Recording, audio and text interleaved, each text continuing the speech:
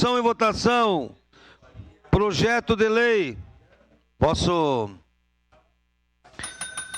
Deixamos para a cantoria para depois.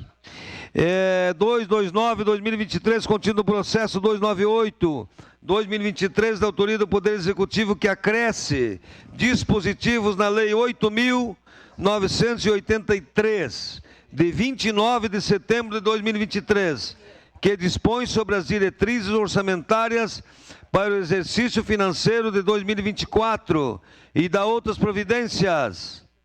Vereadora Tatiane Frisso. Peço a dispensa da leitura. Obrigado. Feita a dispensa. Em discussão.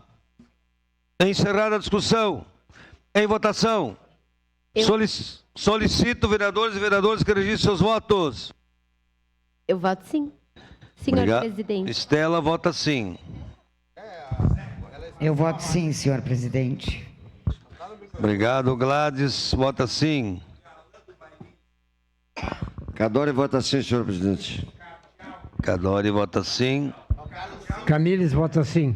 Camires vota sim. Clóvis Xuxa. Voto sim, senhor presidente. Obrigado.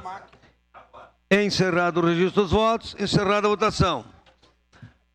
Projeto de lei 229/2023 foi aprovado.